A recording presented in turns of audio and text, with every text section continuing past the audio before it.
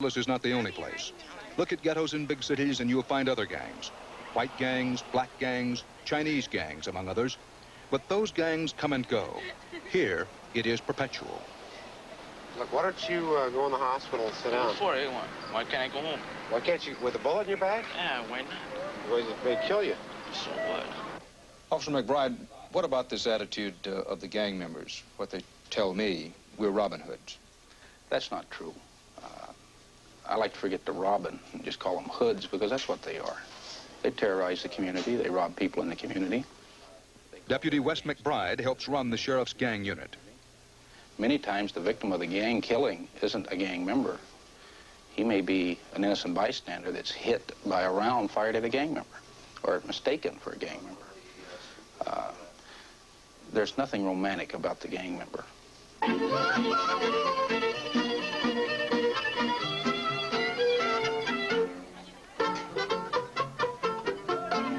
Middle-class Mexican-Americans are embarrassed by their gangs and wish all attention was paid to the proud accomplishments of their community's majority.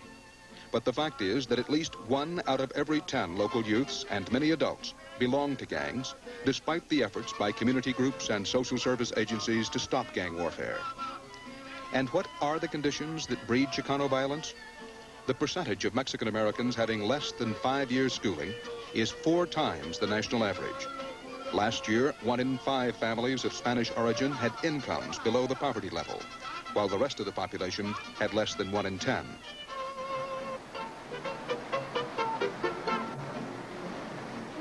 Their small homes are overcrowded, the people unemployed. Youngsters have nothing to do but hang out. The Catholic Church is one place they turn to for help, and Brother Modesto is a cleric whom they trust. Why do we have brother against brother? Because they're frustrated. Maybe he doesn't have a job, maybe his school, he got kicked out, maybe he doesn't have any way to communicate, except that he feels good because the neighborhood will kind of help him, back him up if he's doing this thing. You know, we belong to clubs and things that make us feel good, but some of these kids don't have any of that, and so it's recognition. The same conditions existing for young men exist for young women, and some of them have gangs of their own. When you know that you're going to kick their ass, it's fun. When you know you're going to get your ass kicked, then it's fun after when you know that somebody's there to back you up and going to kick their ass. I know I'm going to die of getting shot. I know I am. Because I used to tell God that I hope I don't die, but, you know, if you say that, you're going to die of that. I think everybody's got a fear when they come to fighting, but it doesn't really, to me, it doesn't bother me as much. I mean, I can die, and I don't really care. Like young men, young women have lengthy arrest records. Like men, they wish to appear tough, talk tough, be tough. On this front, outside of me, I carried a tough attitude, that I was rough and tough. I never cried, that I was tough, and I could make it like that. But inside, I carried fear. Ruth Sanchez joined the White Fence Gang when she was 11. She took us to her under the freeway. When I would see other girls cut and bleeding or laying on the ground, I would feel pity for them, but I couldn't show it. So not to show pity and I would show this toughness, I would walk by them and give them a swift kick. You know, and tell my homies, you see how tough? Hey, nobody can down us. We're number one. And we were fighting to be number one, meaning like when anybody around here would hear, here comes the girls from White Fence, they would tremble in fear and move aside. When we walked down the street, people moved off the street. It's not that easy to leave your gang. Stay in the neighborhood, and you're an outcast. Move away, and there you're an outsider. When did you first say to yourself, I want out? I don't want anything more to do with gangs, and I've got to get out? My children were already born. 4 of my children were born, and I had just came out of the prison. And I was running with another girl that was like me. She was tough, and I really liked her a lot. And she had 5 children, just like I do now. And she says, you know, my son is not in the gang. I says, no. And she says, no, my son's the leader of the gang. I said, oh, wow, that's beautiful. You're raising your kids good. And some months passed. I hadn't seen her in quite a while. And she gave me a call one day, and she says, you know, Ruth, my son just killed a cop. And you know, her next words to me threw me.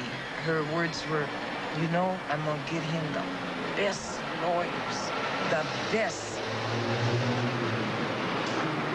And I thought about it, and I says, you know, I don't want to get the best lawyers for my kids.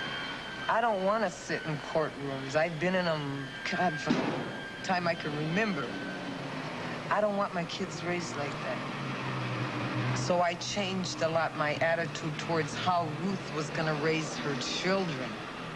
And that's how the time it came to change. Because of her long prison record, the best job Sanchez can get is washing windows. But she considers herself lucky because none of her children is in a gang, and she was able to get out of the old neighborhood, find something better to live for. She's the exception. It's your neighborhood that you care for the most. I don't even look up to my own wife.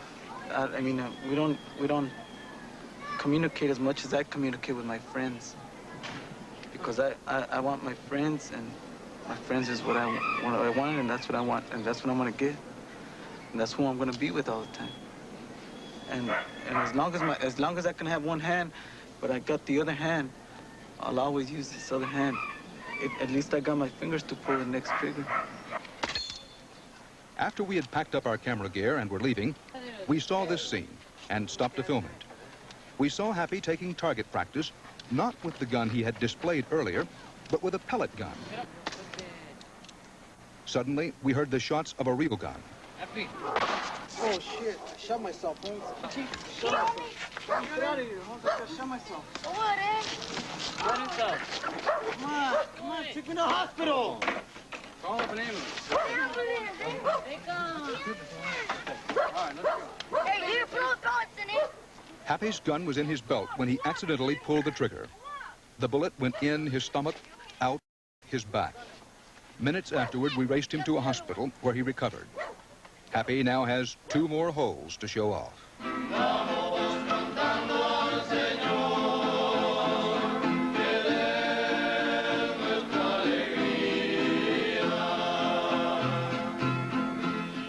The Chicanos kill only each other, so outsiders don't really care.